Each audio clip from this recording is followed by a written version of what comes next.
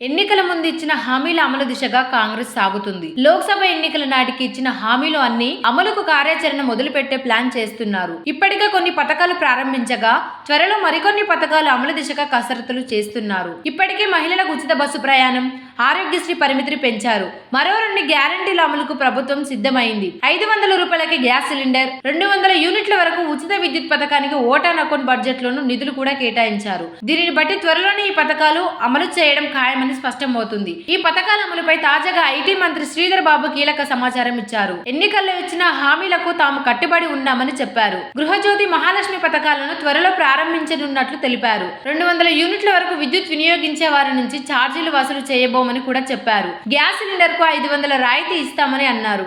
అందుకు సంబంధించిన కసరత్తు జరుగుతోందని, అది త్వరలో లబ్ధిదారులను ఎంపిక చేస్తామని చెప్పారు.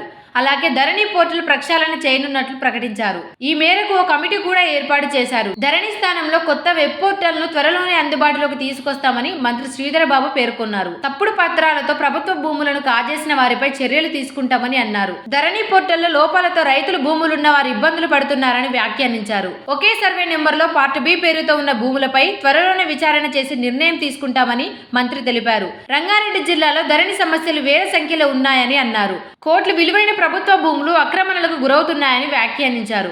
ఏకకాలంలో వీటిని తేల్చేందుకు చర్యలు చేపడుతున్నామని వివరించారు.